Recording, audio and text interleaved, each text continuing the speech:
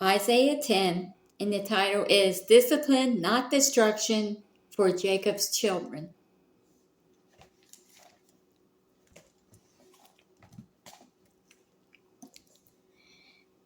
Woe to those who enact unjust decrees and draft oppression legislation, to deprive the impoverished of justice and rob my people's poor of their rights, looting widows and preying on orphans. What will you do on the day of punishment, when the calamity comes from afar? To whom will you flee for help? Where will you leave your wealth, so as not to squat among the prisoners or fall among the slain? Now, this is a prophecy from Isaiah to Assyria. God is telling Assyria, telling you're attacking my people, you're stealing from the poor, you're robbing the widows. What's going to happen to you when trouble comes to your door?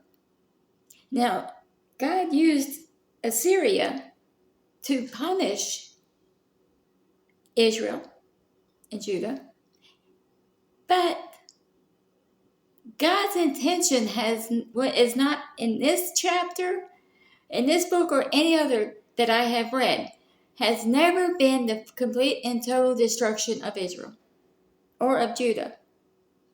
It's to discipline, but he always has a remnant to come back to him. Even after all this, his anger remains, his upraised hand still threatens. O Assyria, the rod expressing my anger, the club in their hands is my fury. In other words, God used Assyria, I just said, God used Assyria to punish different nations, including Israel, including Judah, for the sins that they committed. I am sending him against a hypocritical nation, ordering him to match against the people who enrage me, to take the spoil and the plunder, and trample them down like mud in the street. This is not what Assyria intends. See, you notice that God said to trample them down like mud in the street, to take the spoil and plunder, but he didn't say to completely and totally destroy them. That is not what they think. Neither they mean to destroy. Rather, they mean to destroy. To cut down nation after nation. For their king says, aren't all my commanders kings? You see, this includes Israel and Judah. It includes them too. Assyria wanted to totally destroy all of them. They wanted to exact destruction, and God's intent was to discipline. Aren't all my commandments king? Hasn't Calno suffered like Carchemish? Hamath the Arpad, Shimron like Damasek? Just as my hands reach the kingdom of non-gods, with more images than in Jerusalem and Shomron, so won't I do to Jerusalem and her non-gods what I did to Shomron and her idols? Therefore, when Adonai has done everything he intends to do to Mount Zion and Jerusalem, I will punish the king of Assyria for the boasting that comes from his proud heart and from reveling in his arrogant looks. For he says, with my own strong arm I have done this, and with my wisdom because I'm so clever. Pride is something God has never really liked in anybody. And like I said, I've said this in another video, I'm not talking about like I'm proud of my kids or I'm proud of an accomplishment. I'm talking about them thinking that they're above themselves or that everything they do is by their own power. Our intelligence, our strength, our talents, our competency, our compassion, our skills all come from Yahweh, all come from God. Not one thing can we boast that we give to ourselves. Not one thing. Now we can say, I accomplished this because I studied hard. But you cannot say, the reason I accomplished this is because of my own ability and my strength. I gave myself the ability to do this. No, you didn't. Neither did I. Anything I have or I'm good at is because Yahweh gifted it to me. Anything that I succeed at is because God put it into me to be able to succeed. Now I need to put hard work to it in order to succeed. But I would not be able to succeed at that no matter how hard I worked if God did not give me that ability. So that glory goes to Him, not myself. And the same way with Assyria. They were full of themselves. They thought they did everything by their own strength. I gave myself the ability to win this. No. Somebody can put a knife or a bow and arrow or a gun in your hand. That doesn't mean you're going to be a warrior. The ability to learn the skill to use it comes from on high. I erased the boundaries between peoples. I plundered their stores for the future. As a mighty man, I subjugated the inhabitants. My hand found the riches of the peoples like a nest. And as one gathers abandoned eggs, I gathered the whole earth. Not one wing fluttered, not one beak opened or let out a chirp. See, Assyria is bragging on themselves. I did this, I did this, I did this. Not giving God the glory, even though God was the one who empowered or strengthened Assyria to go out and exert judgment on the nations that were sinning against him. Should the axe glorify itself over the one who chops with it? Should the saw magnify itself over the one who moves it? It's as if a stick could wave the hand that raises it up, or as if a wooden staff could lift a person who is not made of wood. See, as I know you already caught on, God is saying Assyria is taking credit for all this, and Assyria is nothing more than a tool in my hands. Assyria didn't give themselves nothing. They didn't even give themselves brain power to know how to get up and get dressed in the morning, much less knowing how to be strategic in military affairs without Yahweh giving them that ability. Same thing goes for me and you. Same thing goes for us.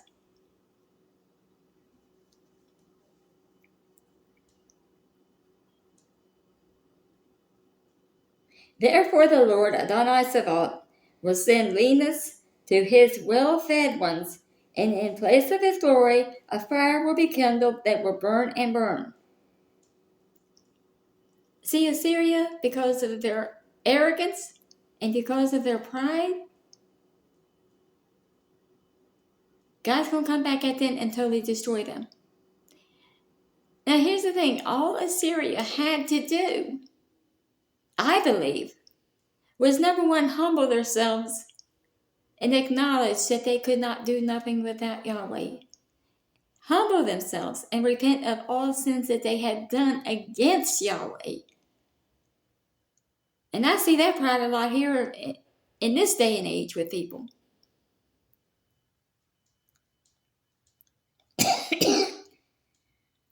Fire will be kindled that will burn and burn. The light of Israel will become a fire, and his Holy One a flame. Burning into fire. Listen. Now, Assyria was sent out not to destroy, but to punish Israel and Judah for the sins that they committed against God. But since Assyria was full of pride and had it in their head that everything they do was by their own power and by their own strength, God's turning it around. if I'm not mistaken, I think Assyria were the ones that the angel killed or destroyed 187,000 of their army.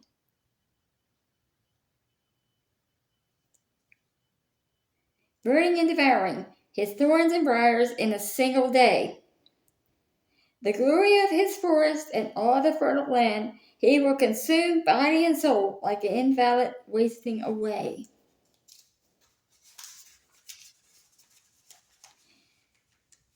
This is a lesson for all of us when we start getting full of ourselves. We all have strengths that are given to us by God. We all have talents that are given to us by God. We all have skills. They're all given to us by God. But to keep it balanced and keep us humble, let us also realize we also have humanity. We all have a weakness. We all have things that we're not good at. We have all things that we're weak at. We have things that we don't quite get up to even the average or up to par. We need to balance it out and not only acknowledge what we are strong at, but acknowledge what we're weak at. And realize that the only thing that we need to give glory to is God. Come to think of it, maybe we should thank Him for our weaknesses. Because of those weaknesses, we can stay humble. And because of those weaknesses, the ones of us who acknowledge that God is the power that gives us strength, that gives us what we need to do or what we need to thrive, then it will be easier to glorify Him instead of trying to glorify ourselves. So few forest trees will remain that a child could list them. On that day, the remnant of Israel, those of the house of Yaakov, who escaped will no longer rely on the man who struck them down, but will truly rely on Adonai, the Holy One of Israel. See, he's sitting there saying, that day, the remnant will rely on him. That is shown that God's intention, no matter what he does to discipline or punish Israel or Judah, at any time in the history of the Word of God, does he or has he ever, or nor will he ever, intend to completely and totally destroy them. A remnant will return, the remnant of Yaakov, to the mighty God. For although your people, Israel, are like the sand of the sea, only a remnant of them will return. Destruction is decreed, overflowing with justice.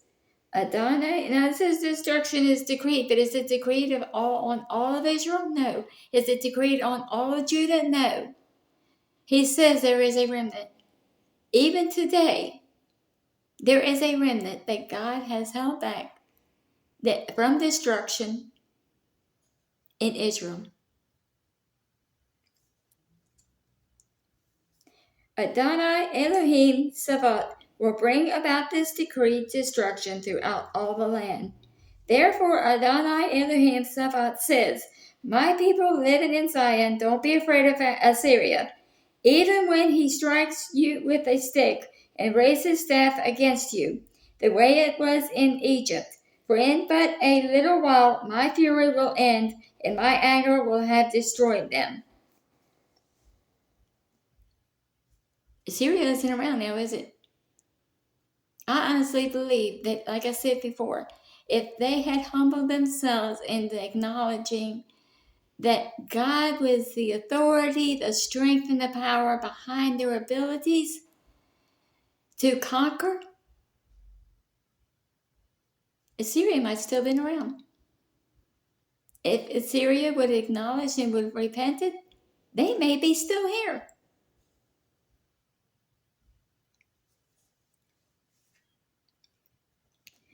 Adonai Sabaoth will wield a whip against them, as he did when striking Midian in the rock of Oreb. As his staff was over the sea, he will raise it the way it was in Egypt.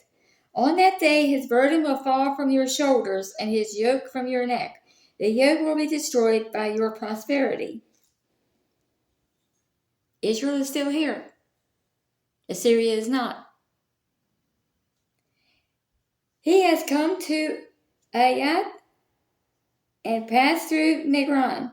He has stored his equipment at Nichmas. They have crossed the pass. Then lodged at Gibeah. Ramah is shaking.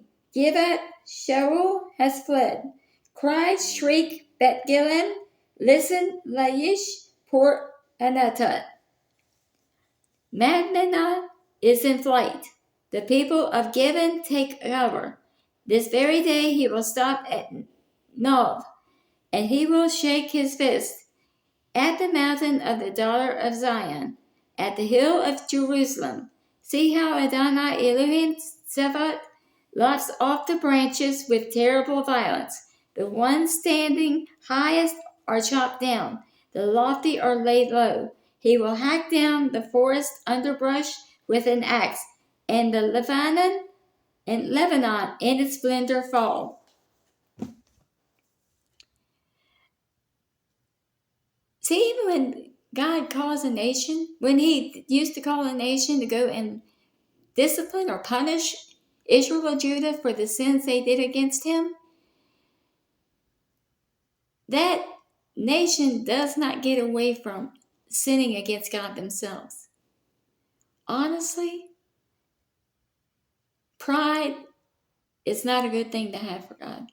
Like I said, I believe that if Assyria had truly repented and acknowledged that it was God's power, not their own,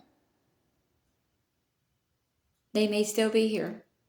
And also, like the title says, God disciplines, he punishes Israel and Judah for the sins that they did in the past. He has never completely destroyed them. He has always left a remnant, and he always will. So those out there who believe that God has completely destroyed Israel and the people in Israel are not the true Israelites, I want to say something. I'm going to say this right now. If those were, we know in Jeremiah, God is going to come and stand on the Mount of Olives to fight for Israel. Now, if those are not the true Israelites, who are they? Who is he fighting for? That in itself proves that they are the true Israelites. They are the true children, the true seed of Abraham, of Jacob, of Isaac. Because he's not going to come down there and stand on the Mount of Olives to fight for a fake nation that pretends to be something they're not, as if though he would not know. They are the true seeds of Abraham. They are the true seeds of Jacob and Isaac. And the proof of that is it's already been prophesied that he will come and stand on the Mount of Olives to fight for Jerusalem. He's fighting for them. And he wouldn't be fighting for them if they were not who they say they are.